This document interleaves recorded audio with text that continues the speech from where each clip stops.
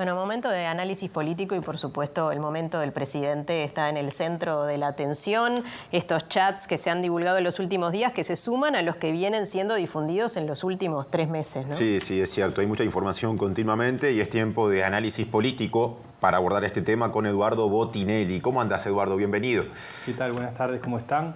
Bueno, sí, este episodio que comenzó hace casi 3 meses, habíamos hecho un análisis cuando comenzó, las primeras repercusiones y uno de los temas claves era que esto era un tema complejo por el lugar que ocupaba Astesiano.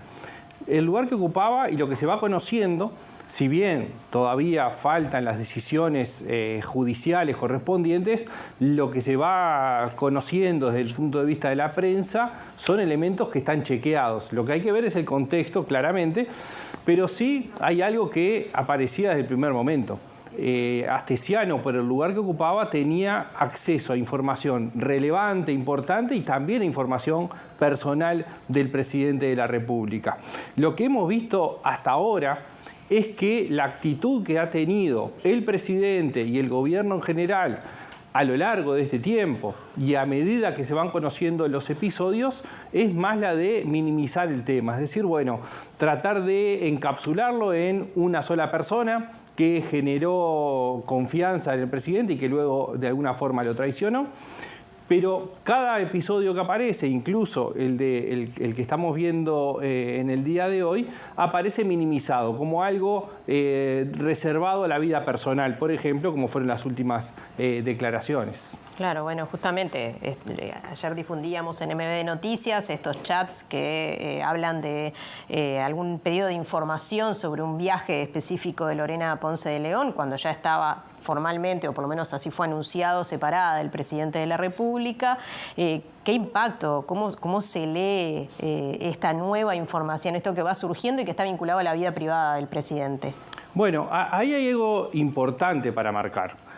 ¿Es algo de la vida privada si las averiguaciones hubiesen sido realizadas por alguien que no tuviera ningún cargo en presidencia y no se hubiese involucrado a la policía? En la medida que quien hace la averiguación es una persona contratada por la Presidencia de la República y además utiliza o solicita la intervención de autoridades policiales, deja de ser un tema de la vida privada. Pasa a ser un tema que no solamente es de la vida pública o pasaría a la vida pública, sino que además de alguna forma implica elementos institucionales. Es decir, bueno, las instituciones están actuando, sea por mandato directo del presidente, o sea porque lo hizo Astesiano, en este caso, por voluntad propia.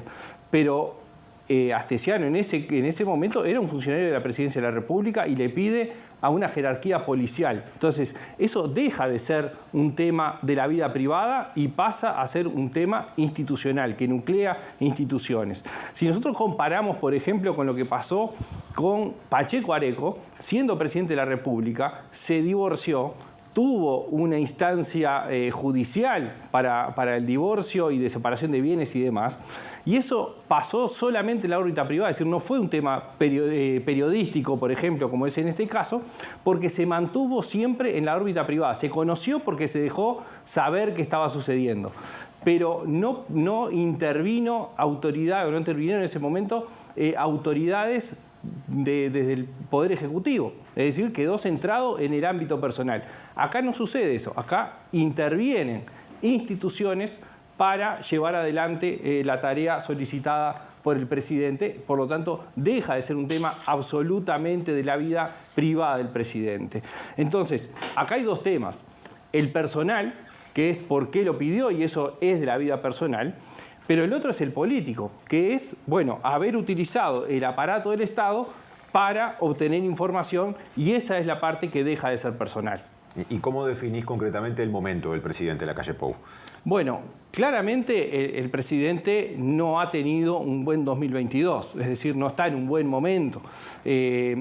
Si bien el arranque tiene un resultado positivo y leído además desde el oficialismo como un resultado positivo en el referéndum, en realidad cuando hilamos un poco más fino podemos ver que efectivamente el referéndum fue un triunfo para el gobierno porque mantuvo la ley, pero no fue el resultado que esperaba, y no fue el resultado que esperaba, entre otras cosas, porque el presidente decidió poner todo su capital político el miércoles antes del referéndum, justamente en el referéndum. Es decir, poner su figura en, de alguna forma, un acto plebiscitario hacia su figura.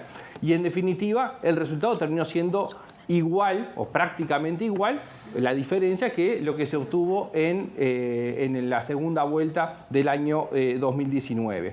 Pero, por otro lado, este año ha ido acumulando una serie de problemas desde el punto de vista personal y del punto de vista político, que ha ido perdiendo un poco algunos ejes que tenía bastante fuertes. El primero, desde el punto de vista personal, es cómo ha perdido la capacidad en la comunicación que tenía. Causa y consecuencia, es decir, hay problemas de comunicación que genera consecuencias. Pero desde el punto de vista político, y ligado en parte con lo anterior, también ha perdido la capacidad de manejo de la agenda política. Si bien sigue sosteniendo dos grandes proyectos fuertes, como son la reforma de la Seguridad Social, que se va a estar votando la semana que viene en el Senado, y la transformación educativa, el manejo que tenía de la agenda política, de poner los temas cuando se querían poner y direccionaba de alguna forma la agenda pública, eso lo ha ido perdiendo con el paso del tiempo. Y entonces, dentro de este marco, que está dentro de cierta debilidad presidencial, ya lo hablamos apenas surgió el caso Astesiano. Hay una necesidad desde el entorno presidencial de un fortalecimiento de elencos políticos, no pensando solamente en términos de la comunicación, que es uno de los temas a solucionar, si se quiere, pero desde el punto de vista de respaldo político, de fortalezas políticas. Y en eso es lo que todavía no ha logrado reacomodarse. El otro punto que tiene que ver con la comunicación, pero también con eso de quienes rodean, tiene que ver con repensar la sobreexposición que tiene la figura presidencial.